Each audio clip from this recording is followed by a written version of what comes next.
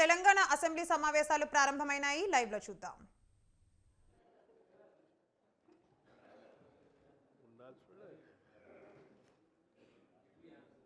I request the Deputy CM to present the annual financial statement budget vote on account for 2024-2025.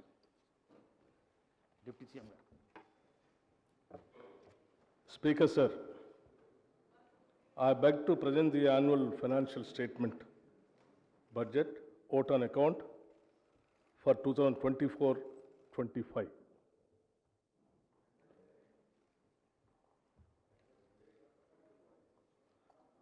గౌరవ అధ్యక్ష, తెలంగాణ రాష్ట్ర 3వ శాసనసభ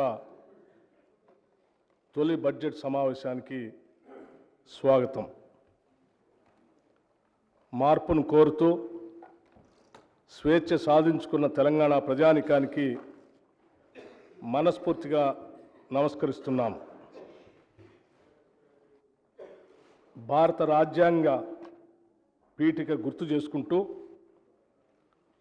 పౌరులెల్లరకు సామాజిక, ఆర్థిక, రాజకీయ న్యాయమును, భావము, భావ ప్రకటన, విశ్వాసము, ధర్మము, ఆరాధన వీటి స్వాతంత్రమును అంతస్తులోనూ అవకాశంలోనూ సమానత్వంలో చేకూర్చుటకు ఈ స్ఫూర్తితో మీ ముందుకు ఈ బడ్జెట్తో వచ్చాం.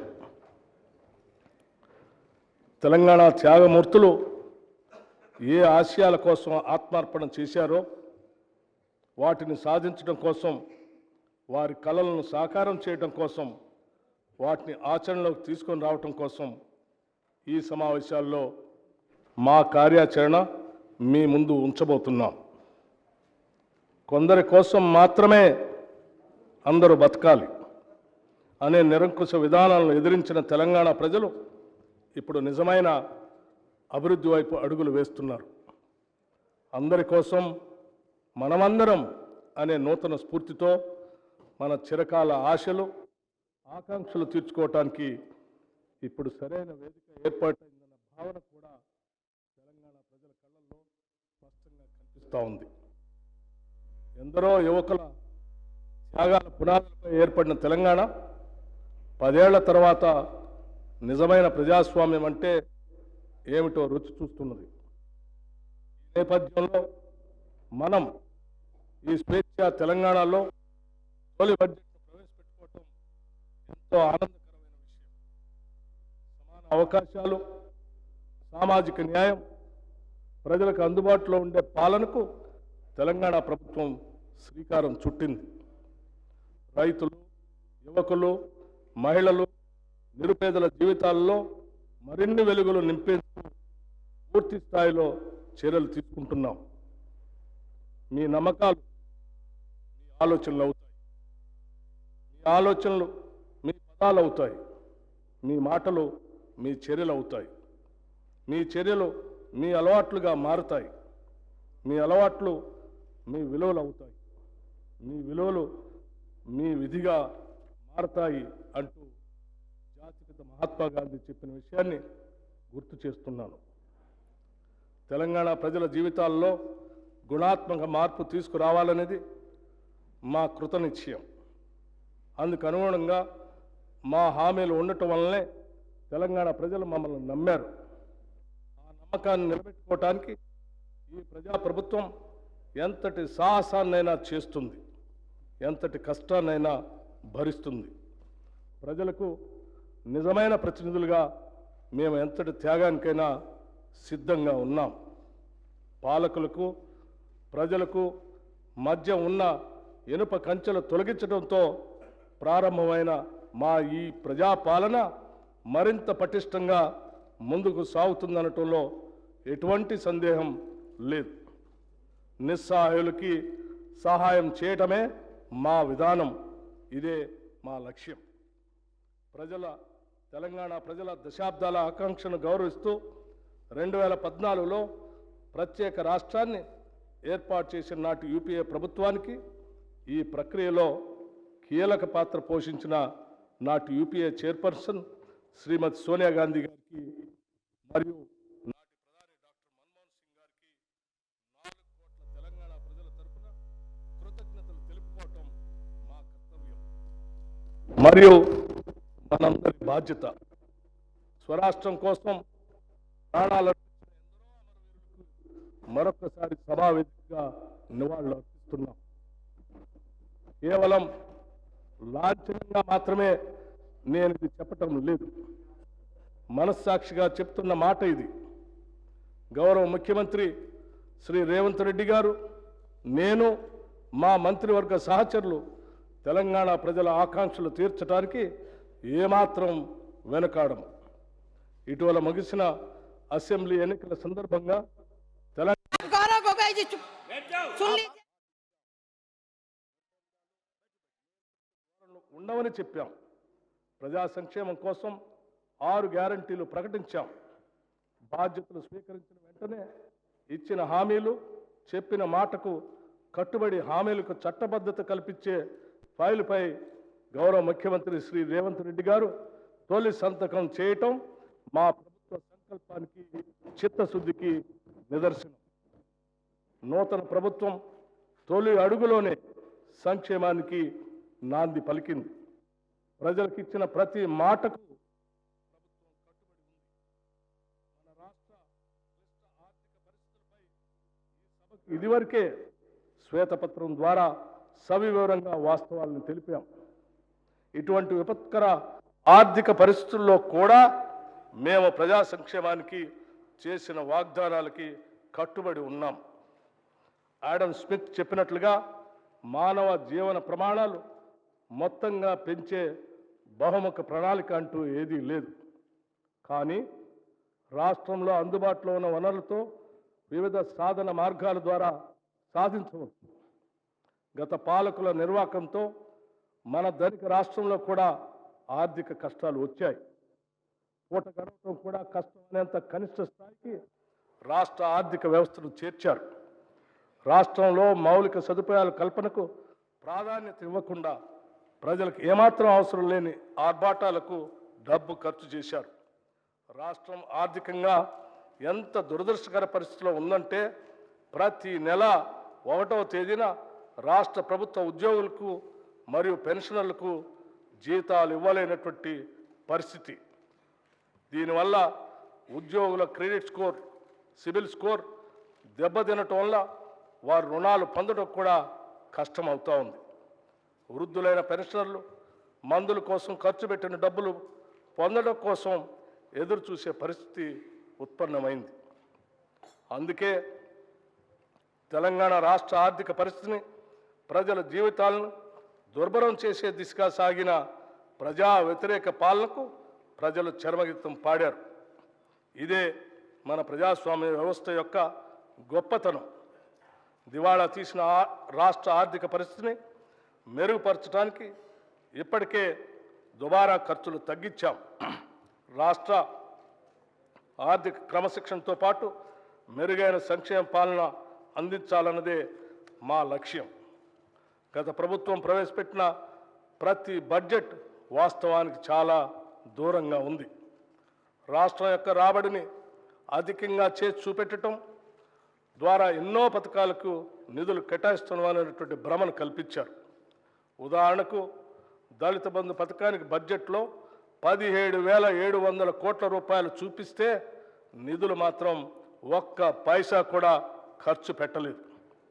అంతేకాకుండా 2021-22 సంవత్సరానికి క్యాగ్ లెక్కల ప్రకారం షెడ్యూల్డ్ కులాల అభివృద్ధికి డిమాండ్లో 4,874 కోట్ల రూపాయలు నిధులు ఖర్చు చేయలేదు. గిరిజన అభివృద్ధిలో 2,918 కోట్ల రూపాయలు ఖర్చు చేయలేదు. వెనుకబడిన తరగతుల అభివృద్ధిలో 1,437 కోట్ల రూపాయలు ఖర్చు చేయలేదు. అదేవిధంగా రైతులకు వడ్డీ లేని రుణాల కొరకు కేవలం 2014-15 ఆర్థిక సంవత్సరం నుంచి 2023-24 ఆర్థిక సంవత్సరం వరకు 1,067 కోట్ల రూపాయలు బడ్జెట్ పెట్టి కేవలం 297 కోట్ల రూపాయలు మాత్రమే ఖర్చు పెట్టారు. అదేవిధంగా మహిళలకు 2014-15 ఆర్థిక సంవత్సరం నుంచి 2023-24 ఆర్థిక సంవత్సరం వరకు 7,848 కోట్ల రూపాయలు బడ్జెట్ పెట్టి కేవలం 2,685 కోట్ల రూపాయలు మాత్రమే ఖర్చు పెట్టారు. ఈ విధంగా సమాజంలోని 90% జనాభా ఉన్న ఎస్సీ, ఎస్టీ, బీసీ, మైనారిటీ మరియు మహిళల కోసం గొప్పలు చెప్పుకోవటానికి పథకాలు బడ్జెట్లో ఉన్నాయి తప్పితే వాటికి నిధుల విడుదల లేవు. ఈ సాంప్రదాయానికి స్వస్తి పలికి మా ప్రభుత్వం వాస్తవానికి దగ్గరగా రాబడులు అంచనా వేసి దానికి అనుగుణంగానే పథకాలకు కేటాయింపులు చేయటం జరిగింది. ఇది మా చిత్తశుద్ధికి నిదర్శనం. సరైన ప్రణాళికలతో అన్ని అడ్డంకులను అధిగమిస్తాం, అందులో ఎలాంటి సందేహం లేదు. ఇది మా ప్రభుత్వం అని ప్రజలు భావించే విధంగా బాధ్యతతో వ్యవహరిస్తాం. మా ఈ నిర్ణయానికి గతంలో జరిగిన తప్పులు, చేసిన అప్పులు ఏమాత్రం అడ్డం కాలేవు. ఇదే స్ఫూర్తితో, ఆశయంతో, ప్రజా ఆశీర్వాదంతో ఈ బడ్జెట్ను ప్రవేశపెడుతున్నాం.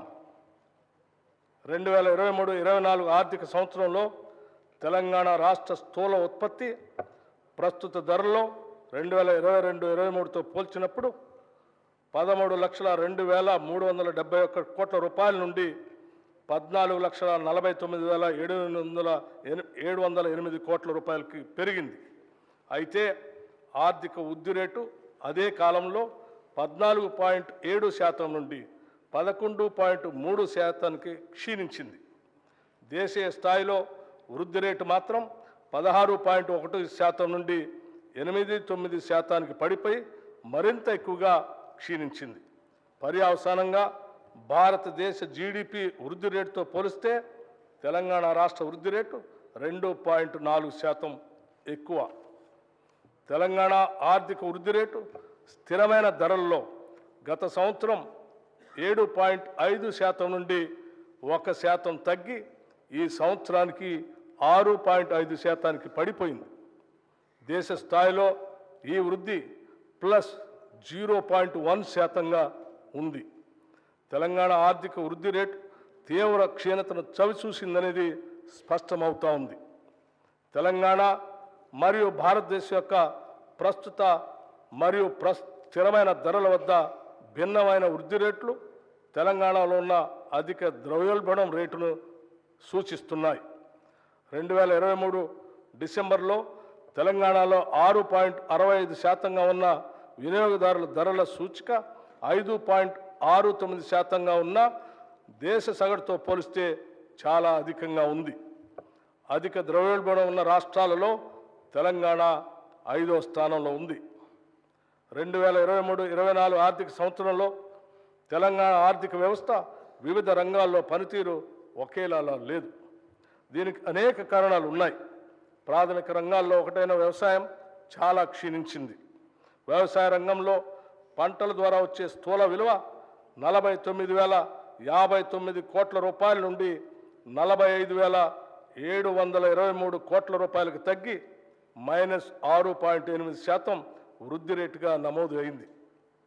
ఈ గణనీయమైన తగ్గుదలకి ప్రధాన కారణం ప్రతికూల వాతావరణ పరిస్థితులు, నైరుతి రుతుపవనాలు 17 రోజులు ఆలస్యమయ్యాయి మరియు సీజన్లో వర్షపాతంలో తీవ్ర హెచ్చుతగ్గులు వచ్చాయి.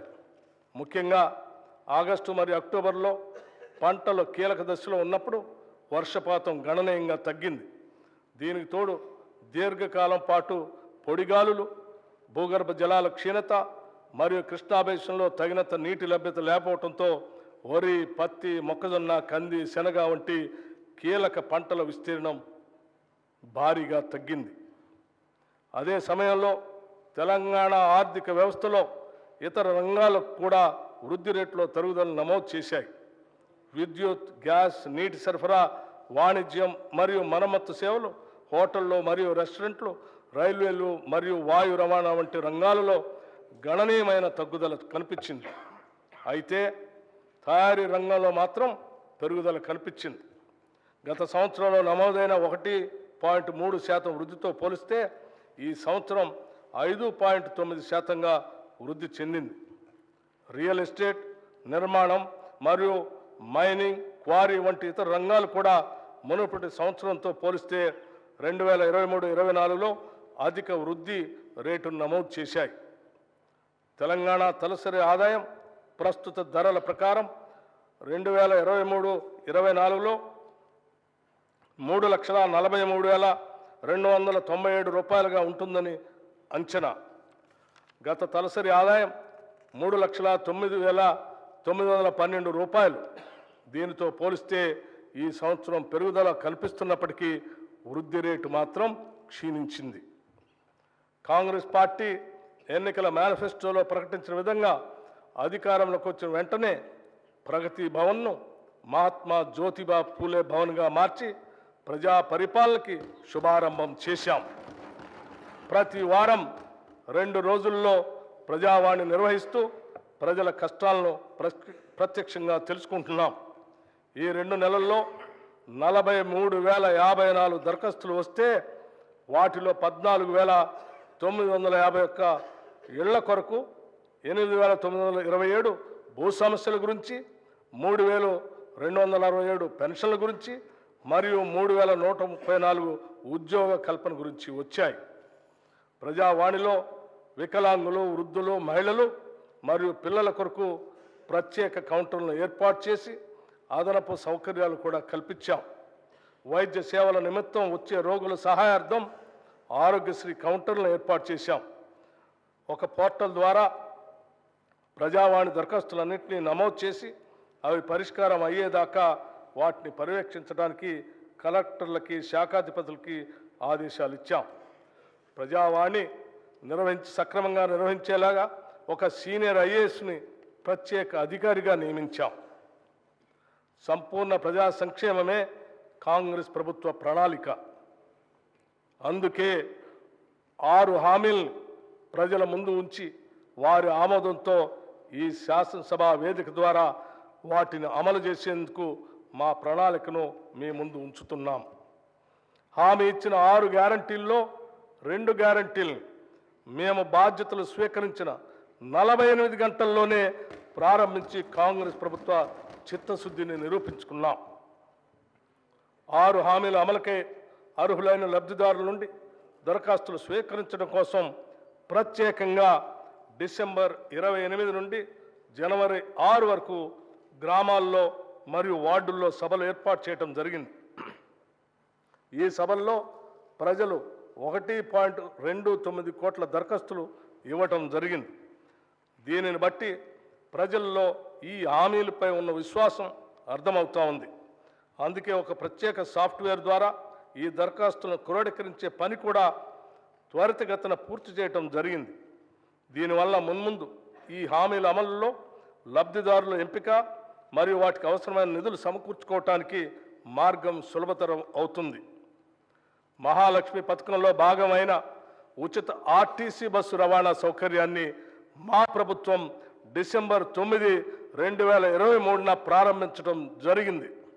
రాష్ట్ర మహిళలు ఈ పథకం పట్ల అత్యంత సంతృప్తి మరియు సంతోషం వ్యక్తం చేస్తున్నారు.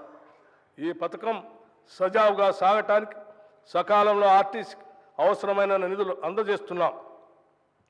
ఇప్పటికే నెలకి 300 కోట్ల రూపాయల చొప్పున అదనపు నిధులు మంజూరు చేయటం జరిగింది. మరొక ముఖ్యమైన ప్రజా సంక్షేమ పథకం రాజీవ్ ఆరోగ్యశ్రీ. ఈ పథకం కింద మా హామీ ప్రకారం డిసెంబర్ 9, 2023 నుండి వైద్య ఖర్చుల పరిమితిని 5 లక్షల రూపాయల నుండి 10 లక్షల రూపాయల వరకు పెంచడం జరిగింది. గతంలో ఆరోగ్యశ్రీ కింద చెల్లించవలసిన బకాయిలు చెల్లించనందున ఆసుపత్రుల్లో ఆరోగ్యశ్రీ సేవలు నిలిచిపోయి సామాన్య ప్రజలు తీవ్ర ఇబ్బందులు ఎదుర్కొన్నందున మా ప్రభుత్వం దీన్ని ప్రాధాన్యతగా తీసుకొని గత బకాయిలను కూడా వెంటనే విడుదల చేయటం జరిగింది. భవిష్యత్తులో కూడా ఆరోగ్యశ్రీ కింద వైద్య సేవలకు ఎటువంటి అడ్డంకి లేకుండా అవసరమైన నిధులు చెల్లించడం జరుగుతుంది. మా ప్రభుత్వ హామీల్లో మరో ముఖ్యమైన 2 హామీలు గృహజ్యోతి మరియు 500 రూపాయలకే వంట గ్యాస్ సిలిండర్ సరఫరా. గృహజ్యోతి పథకం ద్వారా అర్హులైన వినియోగదారులందరికీ నెలకి 200 యూనిట్లు ఉచిత విద్యుత్తుని అందించడానికి మరియు అర్హులైన వినియోగదారులకి 500 రూపాయలకే వంట గ్యాస్ సిలిండర్లు సరఫరా చేసే పథకాలకి మరో ముందడుగు వేశాం. ఫిబ్రవరి 4, 2024న రాష్ట్ర మంత్రివర్గ సమావేశం ఈ పథకాల అమలుకి ఆమోదం తెలిపింది. త్వరలోనే తగిన విధి విధానాలు రూపకల్పన చేసి వాటి ఫలాలను ప్రజలకు అందించడం జరుగుతుంది. మహాలక్ష్మి, రైతు భరోసా, ఇందిరమ్మ ఇళ్ళు, చేయూత, యువ వికాసం హామీల అమలుకు మా ప్రభుత్వం చిత్తశుద్ధితో ఉంది. వాటిని వీలైనంత త్వరలో అమలు చేసే సంకల్పంతో ఉన్నాం. ఈ బడ్జెట్లో ఈ పథకాల అమలుకి 53,196 కోట్ల రూపాయలు ప్రతిపాదించడం జరిగింది. ఈ కేటాయింపు ఒక ప్రాథమిక అంచనా ప్రకారం మాత్రమే చేయటం జరిగింది. హామీలకు సంబంధించిన విధి విధానాలను రూపొందించే పని ఇంకా కొనసాగుతున్నందున అది పూర్తయిన వెంటనే అమలుకు అవసరమైన పూర్తి నిధులు కేటాయిస్తాం. ఎన్నికల ప్రణాళికలో చెప్పిన ప్రతి హామీని నెరవేర్చేందుకు కృతనిశ్చయంతో ఉన్నాం. రైతుల కోసం ప్రకటించిన వరంగల్ డిక్లరేషన్, హైదరాబాద్లో ప్రకటించిన యువ డిక్లరేషన్, చేవెళ్లలో ప్రకటించిన ఎస్సీ ఎస్టీ డిక్లరేషన్, కామారెడ్డిలో ప్రకటించిన బీసీ మైనారిటీ డిక్లరేషన్ అన్నింటినీ ఖచ్చితంగా అమలు చేస్తాం. రాష్ట్రం పారిశ్రామికంగా అభివృద్ధి చెందటం వలన ఎన్నో సమస్యల పరిష్కారం అవుతాయి. లక్షలాది మందికి ఉపాధి అవకాశాలు దొరుకుతాయి. ఉత్పాదకత పెరుగుతుంది. అందుకే తెలంగాణ రాష్ట్రం సత్వర పారిశ్రామిక ప్రగతి సాధించేందుకు అన్ని చర్యలు ప్రారంభించాం. ఈ దిశగానే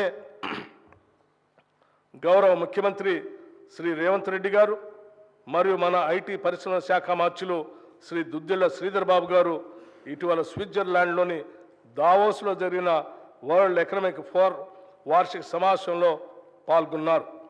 మన రాష్ట్రానికి భారీగా పెట్టుబడులు తెచ్చే లక్ష్యంతో పలు పారిశ్రామికవేత్తలతో వరుస సమావేశాలు నిర్వహించారు.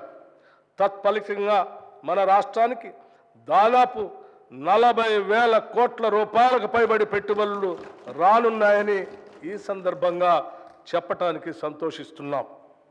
తెలంగాణ ప్రభుత్వం అనుసరించబోయే విధానాలను ప్రఖ్యాత పారిశ్రామికవేత్తలు ప్రశంసించిన విషయాన్ని కూడా ఈ సందర్భంగా మీకు తెలియజేస్తున్నాం.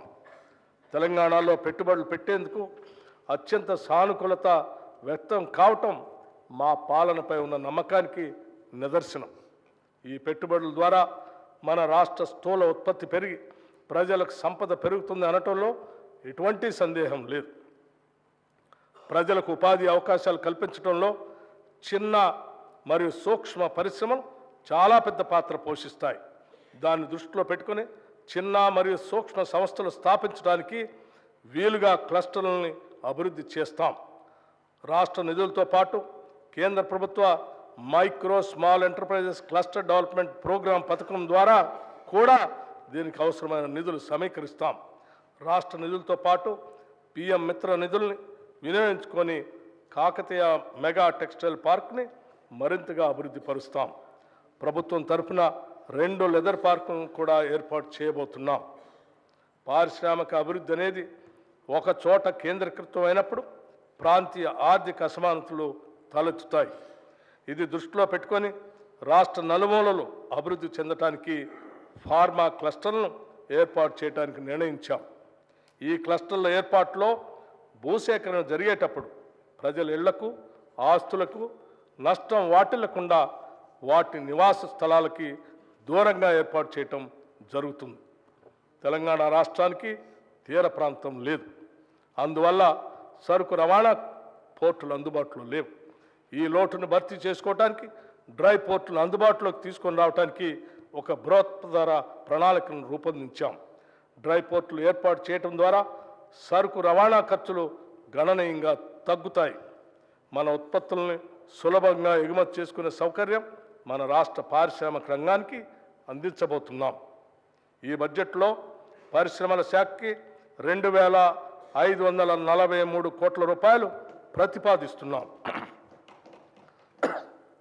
దివంగత ప్రధాని శ్రీ రాజీవ్ గాంధీ గారు అన్నట్లుగా భారతదేశం పారిశ్రామిక విప్లవం యొక్క అవకాశం కోల్పోయింది. కానీ కంప్యూటర్ విప్లవం మాత్రం కోల్పోలేము. ఎంతో దార్శనికతతో 3.5 దశాబ్దాల క్రితమే ఆయన చెప్పిన మాటలు ఇప్పటికీ స్ఫూర్తిదాయకం. తెలంగాణ రాష్ట్రం ఇన్ఫర్మేషన్ టెక్నాలజీలో దేశంలోని అగ్రస్థానంలో ఉండాలనేది మా ఆకాంక్ష. ఐటీ రంగంలో అభివృద్ధి సాధించడం ద్వారా తెలంగాణలోని గ్రామీణ ప్రాంతాల ప్రజలకి మరింత అధునాతన సౌకర్యాలు కల్పించడానికి వీలు కలుగుతుంది. అంతేకాకుండా ఎంతోమందికి ఉపాధి అవకాశాలు లభ్యమవుతాయి. ఐటీ రంగానికి మరింత మెరుగుపరిచిన విధానాన్ని రూపొందించేందుకు రాష్ట్ర ప్రభుత్వం సిద్ధంగా ఉంది. గ్రామీణ ప్రాంతాల అభివృద్ధి మరియు ప్రజల జీవన స్థితిగతులను మెరుగుపరచడానికి వీలుగా ఆర్టిఫిషియల్ ఇంటెలిజెన్స్ను ఉపయోగించుకుంటాం.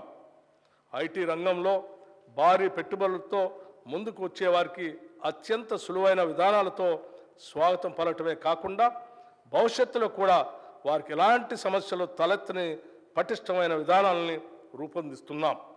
అత్యంత అధునాతనమైన మౌలిక సదుపాయాలు కల్పించడం ద్వారా ఐటీ రంగంలో నైపుణ్యం మరింత వృద్ధి చెందే విధంగా మా నూతన పాలసీ ఉంటుంది. హైదరాబాదులోని ఐటీ పరిశ్రమ రోజు రోజుకి అభివృద్ధి చెందుతున్నది. ఐటీ పరిశ్రమలతో హైదరాబాద్ కిటకిటలాడుతున్నది. కానీ రాష్ట్ర సమగ్రాభివృద్ధి జరగాలంటే ఒక్క హైదరాబాద్ మాత్రమే అభివృద్ధి జరిగితే సరిపోదు. ఇలాంటి అభివృద్ధి తెలంగాణ రాష్ట్ర నలుమూలలకు కూడా విస్తరించాలి. ఈ కారణంగా ఐటీ పరిశ్రమను ద్వితీయ తృతీయ శ్రేణి నగరాలకు విస్తరించేందుకు ప్రణాళికలు రచిస్తున్నాం. రాష్ట్ర వ్యాప్తంగా అన్ని ప్రాంతాల్లో ఐటీ పరిశ్రమలు రావాలంటే పటిష్టమైన విధానం ఉండాలి. అందుకే అమెరికాలోని ఐటీ సర్వ్ అనే సంస్థతో సంప్రదింపులు జరుపుతున్నాం. దీనివల్ల తెలంగాణ రాష్ట్రం ఐటీ రంగంలో తిరుగులేని శక్తిగా మారుతుందనటంలో సందేహం లేదు. దేశంలోనే అత్యంత పటిష్టమైన ఫైబర్ నెట్వర్క్ కనెక్షన్ ఉండే రాష్ట్రంగా తెలంగాణని తీర్చిదిద్దుతాం. ఈ బడ్జెట్లో ఐటీ శాఖకు 774 కోట్ల రూపాయలను ప్రతిపాదిస్తున్నాం. ప్రజాస్వామ్యం అనేది కేవలం ప్రభుత్వ రూపం కాదు. ఇది ప్రాథమికంగా అనుబంధిత జీవన విధానం, ఉమ్మడి కమ్యూనిటీ అనుభవం. ఇది తప్పనిసరిగా తోటివారి పట్ల గౌరవం మరియు గౌరవప్రదమైన వైఖరి అన్కోట్ డాక్టర్ బిఆర్ అంబేద్కర్. గ్రామాల అభివృద్ధితో ప్రతి పల్లె కళకళలాడేలా చేయటమే మా ప్రభుత్వ ప్రాధాన్యత. అందుకే గ్రామీణ అభివృద్ధి విషయంలో గత 10 ఏళ్లలో పడ్డ తప్పటడుగుల్ని సరిచేయబోతున్నాం. ప్రతి గ్రామం యూనిట్గా గ్రామాల అభివృద్ధికి ప్రణాళిక తీసుకొని ముందుకు వెళుతున్నాం. మనస వాచ కర్మణ ప్రజాస్వామ్య వ్యవస్థలో తమ కర్తవ్యాల్ని తామే నిర్వర్తించేలాగా చూస్తాం. ఇది మేమేదో ప్రజాస్వామ్యానికి చేస్తున్న మేలు కాదు. గ్రామాల్లోని అణగారిన వర్గాలకు, గ్రామీణ పేదలకు మేము కల్పిస్తున్న హక్కు, నిస్సహాయులకి అభాగ్యులకి మేమిస్తున్న గ్యారంటీ, సామాజికంగా అన్యాయం ఎదుర్కొంటున్న వారికి మేమిస్తున్న ధైర్యం. మీకు తెలుసు, దేశానికి గ్రామాలే పట్టుగొమ్మలని మహాత్మా గాంధీ చెప్తే దాన్ని ఆచరించి చూపించిన గొప్ప ప్రధాని కీర్తిశేషులు రాజీవ్ గాంధీ గారు. దేశంలో గ్రామ స్వరాజ్యానికి బాటలు వేసేందుకు ఆనాటి ప్రధాని రాజీవ్ గాంధీ ప్రభుత్వం 73-74వ రాజ్యాంగ సవరణను ప్రతిపాదించింది. గ్రామ పంచాయతీలకి ఆర్థిక వెసులుబాటు కల్పించడమే కాకుండా వారి అభివృద్ధి ప్రణాళికను వారే రూపొందించుకునే విధంగా కేంద్రం నుంచి నేరుగా నిధుల్ని పంచాయతీలకు అందజేసిన ఘనత అప్పటి కాంగ్రెస్ ప్రభుత్వానికే దక్కుతుంది. గ్రామ పంచాయతీల్ని మరింత బలోపేతం చేస్తాం. సకాలంలో నిధులు అందించి గ్రామాభ్యుదయానికి బాటలు వేస్తాం. గ్రామీణ ప్రాంతాలలో సురక్షిత తాగునీరు ఇప్పటికీ పూర్తిగా అందుబాటులో లేదు.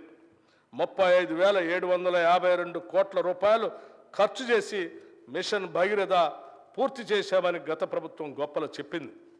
వాస్తవానికి ఇన్ని వేల కోట్లు ఖర్చు చేసినా ఈనాటికి రాష్ట్రంలో సురక్షిత మంచినీరు లేని గ్రామాలు ఎన్నో ఉన్నాయి. కేంద్ర జల మంత్రిత్వ శాఖ కూడా అప్పటి రాష్ట్ర ప్రభుత్వం తెలంగాణలో 100% ఇళ్లకు సురక్షిత మంచినీరు అందుతుందని చెప్పడాన్ని తప్పుబట్టింది.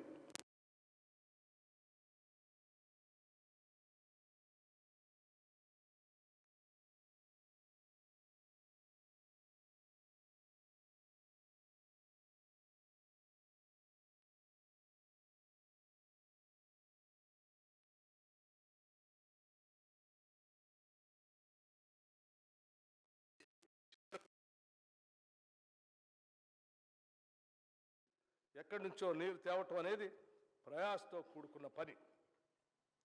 కేవలం కాంట్రాక్టులు మాత్రమే ఈ కార్యక్రమం ద్వారా లాభపడ్డారు. ఈ కారణంగా గ్రామీణ పేదలు సురక్షిత మంచినీటి కోసం ఇంకా ఇబ్బంది పడుతూనే ఉన్నారు. మిషన్ భగీరథ కార్యక్రమాన్ని ఇప్పటికైనా ప్రక్షాళన చేయకపోతే ఎంతో ప్రజాధనం వృధా అయ్యే ప్రమాదం ఉందని మీకు తెలియజేస్తున్నాం. అందుకే ఈ దిశగా దిద్దుబాటు చర్యలు ప్రారంభించాం. 2014 సంవత్సరంలో కొత్తగా ఏర్పడిన మన రాష్ట్రానికి మొదటి ఆర్థిక సంఘం నియమించుకోవటం జరిగింది. రాష్ట్ర ఆర్థిక సంఘం తన నివేదికలో రాష్ట్ర నికర స్వంత పన్నుల ఆదాయంలో 11% నిధులు గ్రామీణ మరియు పట్టణ స్థానిక సంస్థలకు కేటాయించమని సిఫార్సు చేసింది. ఈ 11%లోని 61% నిధులు గ్రామీణ స్వయం ప్రతిపత్తి సంస్థలు కేటాయించాలని కూడా సిఫార్సు చేసింది. ఈ సిఫార్సుల్ని గత రాష్ట్ర ప్రభుత్వం పట్టించుకోలేదు. నిబంధనల ప్రకారం రాష్ట్ర ఆర్థిక సంఘం యొక్క నివేదికపై తీసుకున్న చర్యలను అసెంబ్లీలో ఉంచాలి. అయినా కూడా దాన్ని పూర్తిగా నిర్లక్ష్యం చేశారు. మా ప్రభుత్వం ఆ సిఫార్సులను వెంటనే ఆమోదించింది. ఆ ప్రకారమే నిధులు విడుదల చేస్తుంది. 1 దశాబ్దం వరకు కూడా శాసనసభలో రాష్ట్ర ఆర్థిక సంఘ నివేదికను ప్రవేశపెట్టలేదు. దానిని మా ప్రభుత్వం ఆమోదించి ఈ సభ ముందు ఉంచుతున్నాము. ఈ బడ్జెట్లో పంచాయతీరాజ్ గ్రామీణ అభివృద్ధి శాఖకు 40,080 కోట్ల రూపాయలు ప్రతిపాదిస్తున్నాం. తెలంగాణ రాష్ట్రానికి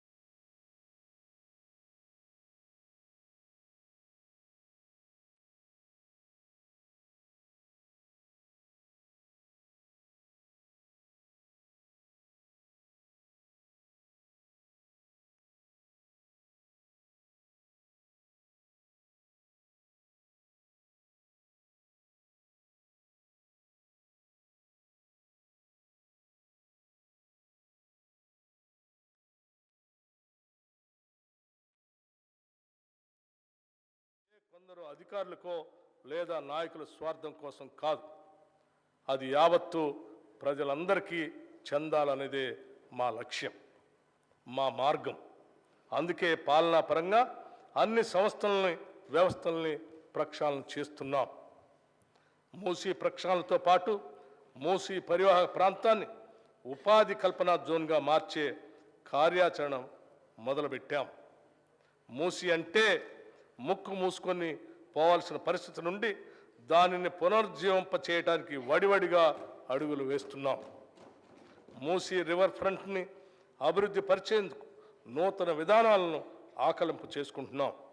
గౌరవ ముఖ్యమంత్రి శ్రీ రేవంత్ రెడ్డి గారు మరియు అధికారులు ఇటీవల లండన్ పర్యటన సందర్భంగా థేమ్స్ నదీ నిర్వహణ తీరుని పరిశీలించారు. ఏ మాత్రం కాలుష్యం లేకుండా థేమ్స్ నది లండన్ నగరం మధ్య నుంచి ప్రవహిస్తున్న తరహాలోనే మూసీ రివర్ ఫ్రంట్ని అభివృద్ధి పరచాలని ఆకాంక్షిస్తున్నాం.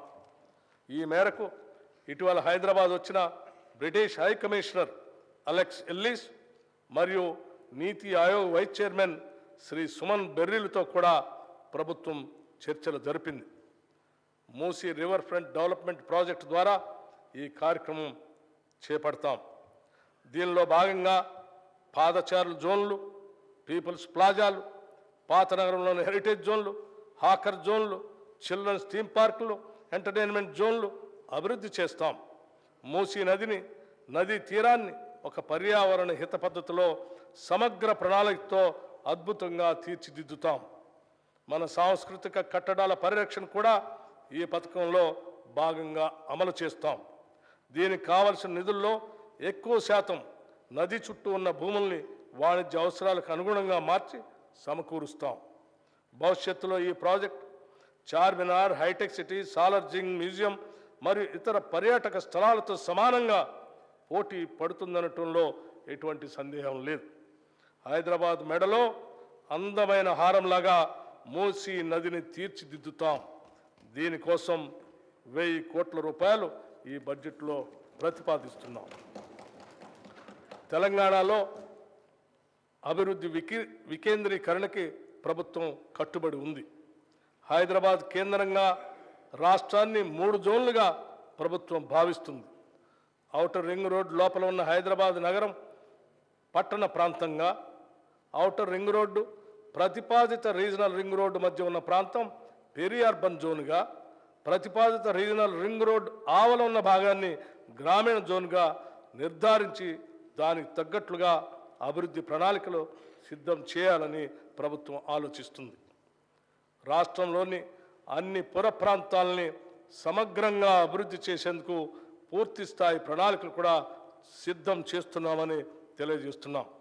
రాష్ట్ర ఆర్థిక సిఫార్సుల మేరకు పట్టణ ప్రాంత అభివృద్ధికి నిధులు విడుదల చేస్తాం. ఈ బడ్జెట్లో పురపాలక శాఖకి 11,692 కోట్ల రూపాయలు ప్రతిపాదిస్తున్నాం. రైతు బాగుంటేనే ఊరు బాగుంటుంది. వ్యవసాయం లాభసాటిగా ఉంటేనే రాష్ట్రం యొక్క ఆర్థిక పరిస్థితి మెరుగుపడుతుంది.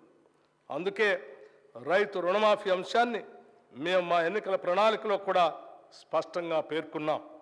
ఎన్నికల ముందు ప్రజలకి హామీ ఇచ్చిన విధంగానే రైతు రుణమాఫీ పథకాన్ని అమలు చేయబోతున్నాం. 2 లక్షల రూపాయల రుణమాఫీపై త్వరలోనే మా కార్యాచరణ ఉంటుంది. అందుకు విధి విధానాలని రూపొందిస్తున్నాం. ప్రతి పంటకు మద్దతు ధర ఇస్తాం. ఈ సందర్భంలో మేము రైతు బంధు పథకం గురించి ఒక విషయం ఈ గౌరవ సభ ముందు ఉంచదలుచుకున్నాం. రైతు బంధు యొక్క ముఖ్య ఉద్దేశం రైతుకు పెట్టుబడి సాయం అందించడమేనని గత ప్రభుత్వం ఈ పథకాన్ని ప్రారంభించింది. రైతుకు సాయం అందించడం అనేది ప్రశంసించదగిన విషయమే అయినా ఈ పథకం పేరుతో అసలు రైతుల కన్నా పెట్టుబడిదారులు మరియు అనర్హులే ఎక్కువ లాభం పొందారని చెప్పడానికి ఎంతో చింతిస్తున్నాం. సాగు చేయటానికి పనికిరాని కొండలు, గుట్టలు, ఆఖరికి రోడ్లు ఉన్న స్థలానికి కూడా రైతు బంధు సాయం ఇచ్చారు. పెట్టుబడిదారులు, బడా రియల్ ఎస్టేట్ కంపెనీలు కొనిపెట్టుకున్న వేలాది ఎకరాలకు కూడా రైతు బంధు సాయం అందింది. ఇది అక్రమం.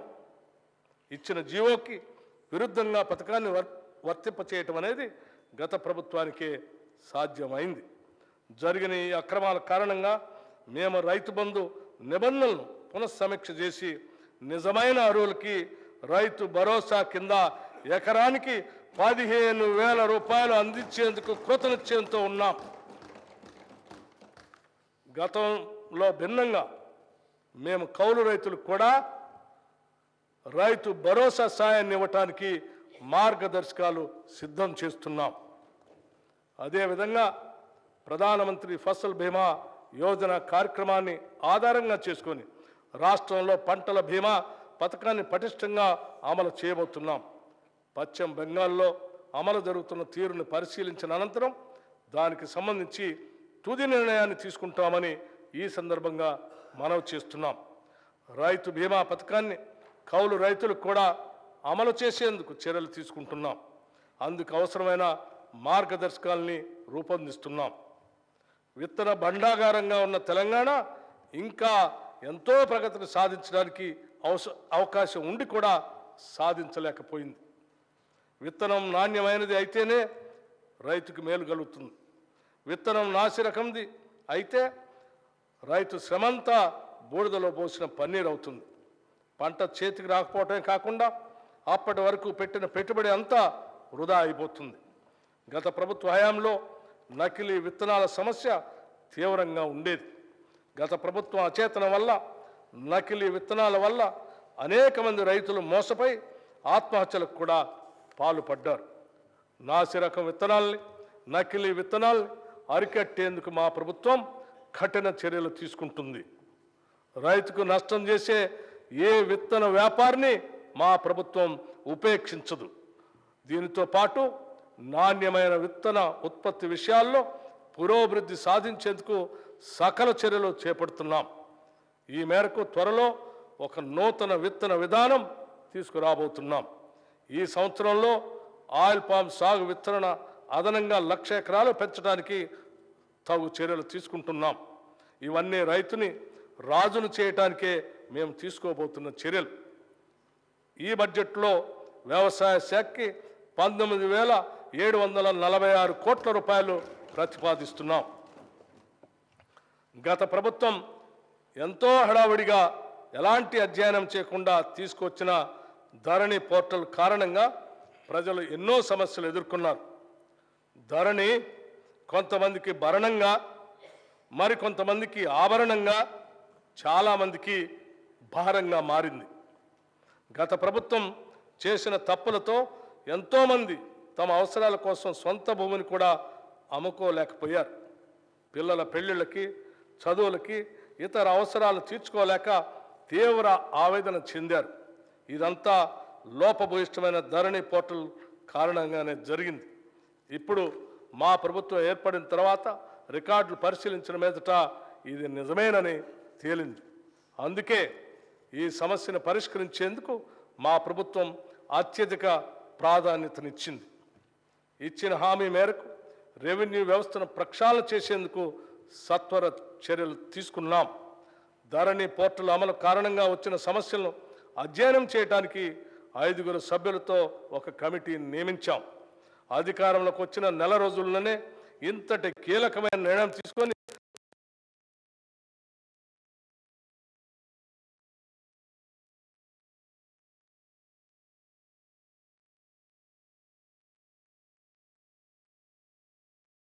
చర్యలు తీసుకున్నాం.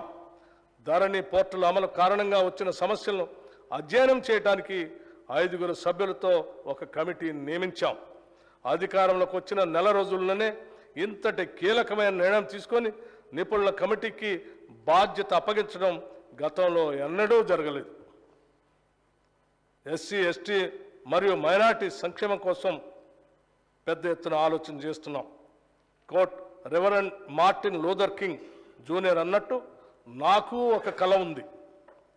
ఒక రోజున మన దేశం నిజమైన ఆదర్శాల స్వరూపంగా ఎదుగుతుందని ఆశిస్తున్నాను. మనుషులంతా సమానంగా సృష్టించబడ్డారు అన్న సత్యానికి ఆదర్శంగా నిలుస్తుంది అని తలుస్తున్నాను. అనుకోట్ జనాభాలో అత్యధిక శాతం మంది ఇంకా పేదరికంలో ఉంటే అది నిజమైన అభివృద్ధి కాదు. మన తెలంగాణ రాష్ట్రంలో గత దశాబ్ద కాలంగా పేదలకి ధనికులకి మధ్యన అంతరం మరింత పెరిగింది. అందుకే రాష్ట్ర సంపద వనరులు ప్రజలందరికీ చెందేటట్లుగా చేస్తామని మేము ఇచ్చిన హామీల్ని ప్రజలు విశ్వసించారు. వారి విశ్వాసానికి విఘాతం కలిగించకుండా పటిష్టమైనటువంటి ప్రణాళికతో ముందుకు సాగుతామని, వారికి నిజమైన అభివృద్ధిని అందిస్తామని ఈ సందర్భంగా మీకు తెలియజేస్తున్నాం.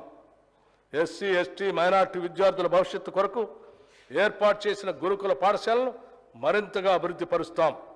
సొంత భవనాలు లేని గురుకుల పాఠశాలకు నూతనంగా అన్ని వసతులతో కూడిన భవనాలని నిర్మించడానికి ప్రణాళికలు సిద్ధం చేస్తున్నాం. అన్ని గురుకుల పాఠశాలల్లో సౌర విద్యుత్తుని ఏర్పాటు చేసి దాని ద్వారా ఆదాయ విద్యుత్ వినియోగ ఛార్జీల్ని తిరిగి అవసరమైన చోట వాటి అభివృద్ధికే ఉపయోగిస్తాం. ఎస్సీ గురుకులాల భవన నిర్మాణాలకి 1,000 కోట్ల రూపాయలు మరియు ఎస్టీ గురుకుల భవనానికి 250 కోట్ల రూపాయలు ఈ బడ్జెట్లో ప్రతిపాదిస్తున్నాం. గురుకుల పాఠశాల సొసైటీ ద్వారా నూతనంగా 2 MBA కళాశాల ఏర్పాటు ప్రక్రియ ప్రారంభించాం. వీటి ప్రతిపాదనలను ఇప్పటికే all India council for textile education వారికి టెక్నికల్ ఎడ్యుకేషన్ వారికి తగిన అనుమతి కొరకు సమర్పించడం జరిగింది. రాష్ట్రంలోని గురుకుల పాఠశాలకు బోధనా సిబ్బంది నియామకాలు అతి త్వరలోనే పూర్తి చేయబోతూ ఉన్నాం. ఎస్సీ సంక్షేమానికి 21,874 కోట్ల రూపాయలు, ఎస్టీ సంక్షేమానికి 13,313 కోట్ల రూపాయలు మరియు మైనార్టీ సంక్షేమానికి 2,262 కోట్ల రూపాయలు ప్రతిపాదిస్తున్నాం. బీసీ సంక్షేమం మనిషిని మహోన్నతుడిగా తీర్చిదిద్దేదే విద్య ఒక్కటే అని చెప్పిన మహాత్మా జ్యోతిబా పూలే అడుగుజాడల్లో నడిచేందుకు సంకల్పించుకున్న ప్రభుత్వం మాది. ఈ దిశలోనే మేము బీసీ డిక్లరేషన్ ఇచ్చి తెలంగాణలోని వెనుకబడిన ప్రజల ఆకాంక్షలు తీర్చేందుకు ముందుకు వెళుతున్నాం. గతంలో బీసీల సంక్షేమం కోసం, విద్య కోసం ఎంతో ఘనంగా కేటాయింపులు చేసేవారు. అయితే కేటాయించిన నిధులు విడుదల అయ్యేవి కాదు. కేవలం ఎన్నికల సంవత్సరంలో మాత్రమే కేటాయించిన నిధుల్లో కొంత మేరకు విడుదల చేసేవారు. ఈ విధంగా ప్రజలను మభ్యపెట్టే ఒక దుష్ట సాంప్రదాయాన్ని గత ప్రభుత్వం అనుసరించింది. అయితే పేద, బడుగు, బలహీన వర్గాలకు చెందిన విద్యార్థులకి మెరుగైన సౌకర్యాలు కల్పించి నాణ్యమైన విద్యను అందించాలన్నదే మా సంకల్పం. అదేవిధంగా సమాజంలోని అత్యంత నిరుపేదలైన వారి కుటుంబాల నుంచి వచ్చే విద్యార్థులు ఎక్కువగా ఉండే గురుకుల పాఠశాలపై మరింత ఎక్కువ మొత్తంలో నిధులు ఖర్చు చేయాలని నిర్ణయించాం. కేంద్రం అమలు చేస్తున్న సావిత్రిబాయి పూలే అభ్యుదయ యోజన పథకం నుంచి కూడా అదనపు నిధులు సాధించి తెలంగాణలో పకడ్బందీగా అమలు చేస్తాం. బీసీ విద్యార్థులకి ఉపకార వేతనాలను క్రమం తప్పకుండా అందిస్తాం. అంతేకాదు, విదేశీ విద్యా పథకం కింద మరింత ఎక్కువ మంది విద్యార్థులకు చేయూత అందిస్తాం. ఈ చర్యల ద్వారా బలహీన వర్గాలకు చెందిన విద్యార్థులు మరే ఇతర విషయాల గురించి ఆలోచించకుండా విద్యాభ్యాసం చేసి జీవితంలో ఉన్నత శిఖరాలకు అందుకునే విధంగా వారికి సహాయపడతాం. ప్రైవేటు భవనాల్లో ఉన్న బీసీ హాస్టళ్లకు ప్రభుత్వ భవనాలు కట్టిస్తాం. రాష్ట్రంలో ఉన్న వెనుకబడిన తరగతుల గురుకులాలకు స్వంత భవనాల నిర్మాణానికి ఈ బడ్జెట్లో 1,546 కోట్ల రూపాయలు ప్రతిపాదిస్తున్నాం. రాష్ట్రంలో ఇప్పటికీ సాంప్రదాయ వృత్తుల్లో చాలా కుటుంబాలు జీవనం సాగిస్తున్నాయి. వారికి నూతన సాంకేతికతలో శిక్షణ ఇచ్చి అవసరమైన పనిముట్లు అందజేస్తాం. వారు చేసిన ఉత్పత్తులకి మేలైన మార్కెటింగ్ సౌకర్యాలు కల్పిస్తూ వారి అభ్యున్నతికి సహకరిస్తాం. అదే సమయంలో వారి పిల్లలకు నాణ్యమైన విద్య అందించేందుకు సహాయం చేస్తాం. వారు ఐఐటి మరియు అంతర్జాతీయ విశ్వవిద్యాలయాల్లో సీట్లు సాధించేలా అవసరమైన శిక్షణ ఏర్పాటు చేస్తాం. భవిష్యత్తులో వారు విదేశీ ఉద్యోగ అవకాశాలు కూడా అందిపుచ్చుకునేటట్టు వారిని తయారు చేస్తాం. ఈ బడ్జెట్లో బీసీ సంక్షేమానికి 8,000 కోట్ల రూపాయలు ప్రతిపాదిస్తున్నాం. మహిళా శిశు సంక్షేమం సమాజంలో సగభాగం మహిళలే. మహిళా సాధికారత అనేది కొందరికే పరిమితం కారాదు. ఈ కారణంతోనే కాంగ్రెస్ ప్రభుత్వం తమ మేనిఫెస్టోలో సింహభాగం మహిళల గురించి హామీలు ఇచ్చింది. తెలంగాణ ఆడబిడ్డలను మహాలక్ష్ములను చేయాలనే ఆలోచనతోనే మహిళలకు ఉచిత బస్సు ప్రయాణం పథకాన్ని డిసెంబర్ 9న ప్రారంభించుకున్నాం. ఇందిరా కాంతి పథకం ద్వారా మహిళా స్వయం సహాయ సంఘాలని పెద్ద ఎత్తున ప్రోత్సహిస్తాం. పిల్లలు ఉద్యానవనంలో మొగ్గల్లాంటి వారు, రేపటి పౌరులు. జాతి భవిష్యత్తు నిర్మించేది వాళ్లే. కాబట్టి వారిని జాగ్రత్తగా, ప్రేమగా పెంచాలి అని భారత తొలి ప్రధాని పండిట్ జవహర్లాల్ నెహ్రూ ఏనాడో చెప్పారు. ఆ సూక్తిని పాటించేందుకు రాష్ట్ర ప్రభుత్వం అకుంఠిత దీక్షతో పనిచేస్తుంది. పాఠశాల విద్యపై మా ప్రభుత్వం ఎక్కువ శ్రద్ధ చూపాలని నిర్ణయించింది. అవసరమైన నిధులు అందుబాటులో ఉంచడమే కాకుండా అన్ని స్కూళ్లలో డిజిటల్ క్లాస్ రూమ్లను ఏర్పాటు చేయాలని నిర్ణయించాం. రాష్ట్రంలో ఉన్న 35,781 అంగన్వాడీ కేంద్రాల ద్వారా గర్భిణీ స్త్రీలకు, బాలింతలకు పోషకాహారాన్ని అందించే కార్యక్రమాన్ని పటిష్టంగా చేపడుతున్నాం. విద్యారంగం తెలంగాణ రాష్ట్రాన్ని ఎడ్యుకేషన్ హబ్గా తయారు చేయాలనేది రాష్ట్ర ప్రభుత్వ సంకల్పం. అంతేకాదు, పేదవారు సైతం ఉన్నత విద్యను అందుకునే విధంగా ఫీజు రియంబర్స్మెంట్ విధానాన్ని తీసుకొచ్చింది కాంగ్రెస్ ప్రభుత్వమే. అయితే గత ప్రభుత్వం ఫీజు రియంబర్స్మెంట్ నిధులను సరైన సమయంలో విడుదల చేయకపోవటం వల్ల ఎంతోమంది విద్యార్థులు తమ చదువు పూర్తయి కూడా కాలేజీల నుండి తమ అర్హత సర్టిఫికెట్లు పొందలేక ఎన్నో విలువైన అవకాశాలు కోల్పోయి తీరని నష్టం చవిచూశారు. ఆనాడు కాంగ్రెస్ ప్రభుత్వం ప్రారంభించిన సాంప్రదాయాన్ని మరింత పకడ్బందీగా ముందుకు తీసుకువెళ్ళటానికి ఈనాటి మా ప్రభుత్వం కృతనిశ్చయంతో ఉంది. ఫీజు రియంబర్స్మెంట్తో పాటుగా ఎస్సీ, ఎస్టీ, బీసీ, మైనారిటీ బాలబాలికలకు ప్రస్తుత స్కాలర్షిప్లని సకాలంలో అందించేందుకు కూడా అన్ని ఏర్పాట్లను చేస్తున్నాం. ప్రతి మండలానికి అధునాతనమైన సౌకర్యాలతో అంతర్జాతీయ ప్రమాణాలతో తెలంగాణ పబ్లిక్ స్కూల్ని ఏర్పాటు చేస్తామని ఈ సందర్భంగా మీకు తెలియజేస్తూ ఉన్నాం. కళాశాల స్థాయిలో ఉద్యోగానికి అవసరమైన మేరకు కోర్సులను ప్రవేశపెట్టి పోటీ ప్రపంచంలో తెలంగాణ విద్యార్థులు నెగ్గుకు రాగల సమర్థతను సమకూరుస్తాం. ఉన్నత విద్యా మండలిని పూర్తిగా ప్రక్షాళన చేసి ఉన్నత విద్యలో ప్రమాణాలని మెరుగుపరుస్తాం. పైలట్ ప్రతిపాదికన తెలంగాణ పబ్లిక్ స్కూల్స్ ఏర్పాటుకు ఈ బడ్జెట్లో 500 కోట్ల రూపాయలు ప్రతిపాదిస్తున్నాం. రాష్ట్రంలో సాంకేతిక విద్యను మరింత పటిష్టంగా మరియు పారిశ్రామిక అవసరాలకు అనుగుణంగా సమాయత్తం చేయడానికి మన రాష్ట్రంలోని 65 ఐటీఐల్ని ప్రైవేటు సంస్థల భాగస్వామ్యంతో ఒక బృహత్తర ప్రణాళిక అమలుపరచబోతూ ఉన్నాం. ఈ రంగంలో అనుభవం ఉన్న ప్రముఖ జాతీయ మరియు అంతర్జాతీయ సంస్థలు ప్రభుత్వంతో కలిసి పనిచేయడానికి ఆసక్తి చూపిస్తున్నాయి. ఇతర రాష్ట్రాల్లో మన అధికారులు బృందం అధ్యయనం చేయించి మనకు అవసరమైన రీతిలో ఒక ఉత్తమమైన ప్రణాళిక తయారు చేయడం జరిగింది. దీనిలో భాగంగా రాష్ట్రంలోని అన్ని ప్రభుత్వ ఐటీఐలకి కొత్త సాంకేతిక పరికరాలు అందించడం, వాటిని ఉపయోగించుకునేందుకు అవసరమైన శిక్షణను కొత్త కోర్సుల రూపంలో అందిస్తాం. ఈ ఐటీఐల్లో అదనంగా సీట్లు పెంచి ఎక్కువ మంది విద్యార్థులకి శిక్షణ అందిస్తాం. ఇక్కడ శిక్షణ పొందిన విద్యార్థులకి 100% ఉద్యోగాలు పొందేలాగా ప్రణాళిక ఉంటుంది. ఈ పథకానికి మంత్రివర్గ ఆమోదం కూడా లభించిందని చెప్పడానికి సంతోషిస్తున్నాను. స్కిల్ యూనివర్సిటీ ఏర్పాటుపై కూడా రాష్ట్ర ప్రభుత్వం ముందడుగు వేసింది. గుజరాత్, ఢిల్లీ, ఒడిశా రాష్ట్రాల్లోని స్కిల్ యూనివర్సిటీలను అధ్యయనం చేసేందుకు అధికారుల బృందం ఇటీవల పర్యటన జరిపింది.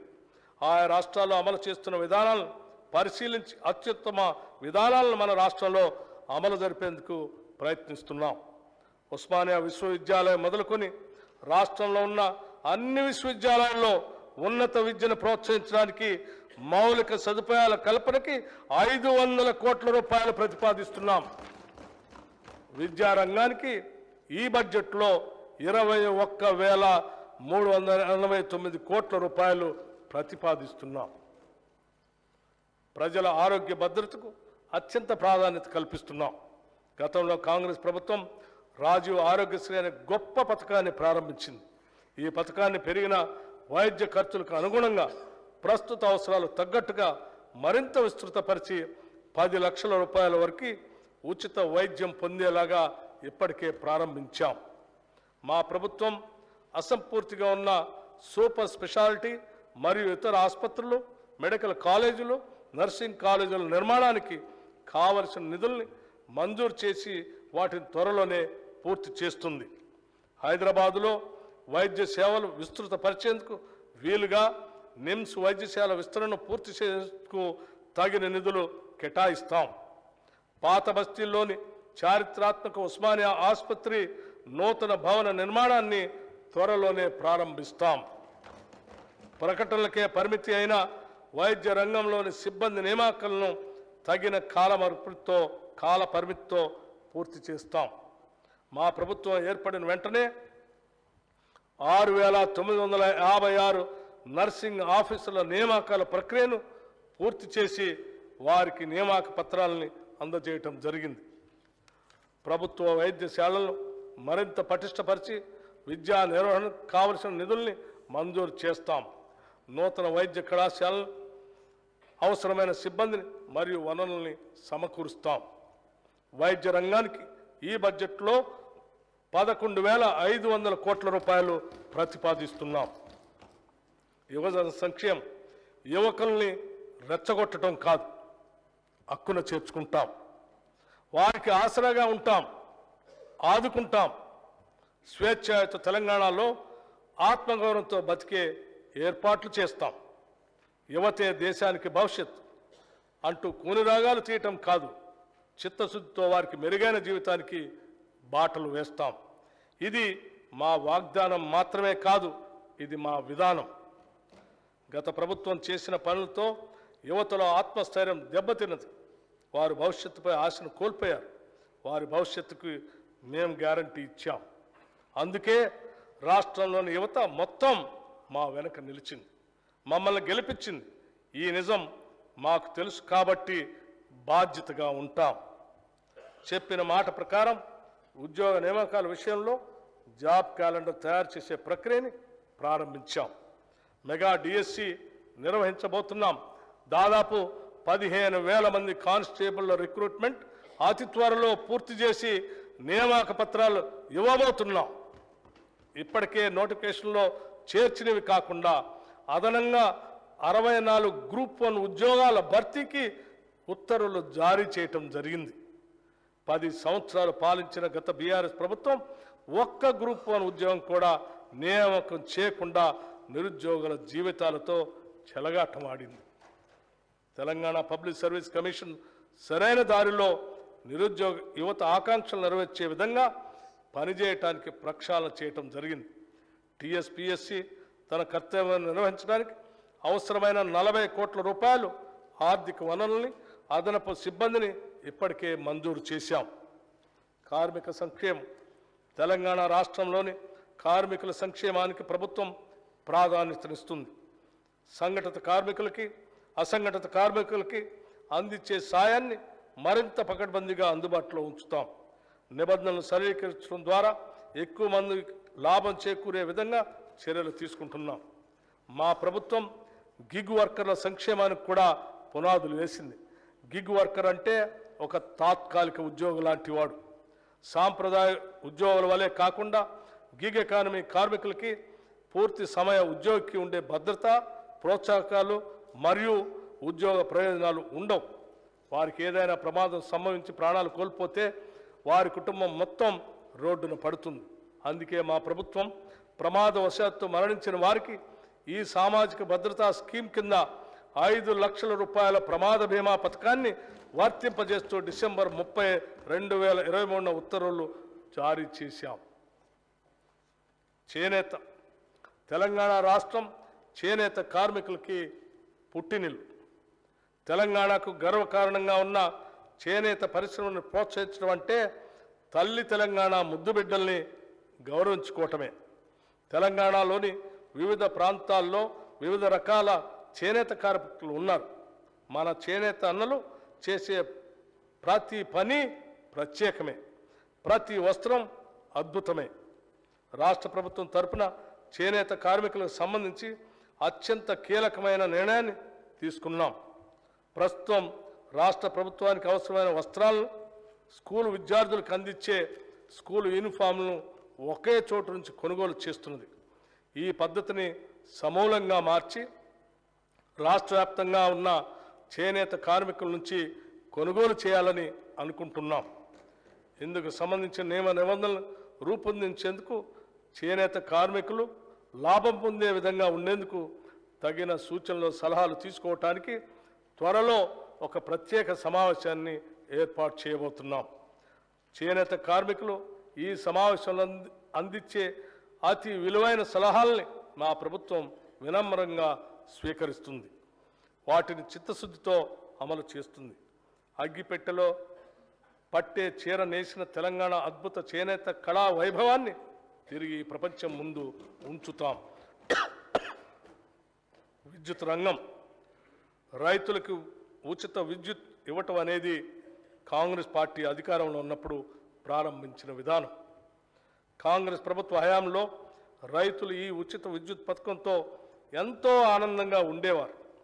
తెలంగాణ రాష్ట్రంలో అప్పటి వరకు కొనసాగిన రైతు ఆత్మహత్యలు ఆగిపోవటానికి ఆనాటి కాంగ్రెస్ ప్రభుత్వం విద్యుత్ విషయంలో అనుసరించిన వ్యూహాత్మక విధానాలే అనే విషయం మేము ఈ సందర్భంగా గుర్తు చేస్తున్నాం. రాష్ట్రంలోని రైతులకి 24 గంటలు నాణ్యమైన విద్యుత్తును అందించడానికి మా ప్రభుత్వం కట్టుబడి ఉంది. రాష్ట్రంలోని అర్హులైన కుటుంబాలకి గృహజ్యోతి పథకం కింద 200 యూనిట్ల విద్యుత్తుని ఉచితంగా అందించేందుకు ఇప్పటికే మంత్రివర్గ నిర్ణయం జరిగింది. దానిని అమలు చేసే సత్వర చర్యలు చేపడుతున్నాం. ఈ పథకానికి బడ్జెట్లో 2418 కోట్ల రూపాయలు ప్రతిపాదిస్తున్నాం. రాష్ట్రంలో ట్రాన్స్కో మరియు డిస్కమ్లకి ఈ బడ్జెట్లో 16,825 కోట్ల రూపాయలు ప్రతిపాదిస్తున్నాం. అడవులు మరియు పర్యావరణం. తెలంగాణ రాష్ట్రంలో పర్యావరణ పరిరక్షణకు ప్రభుత్వం విశేష ప్రాధాన్యతనిస్తుంది. సింగిల్ యూజ్ ప్లాస్టిక్ వాడకాన్ని పూర్తిగా నియంత్రించడానికి ప్రజల సహకారంతో అమలు చేసేందుకు రాష్ట్ర ప్రభుత్వం కృతనిశ్చయంతో ఉంది.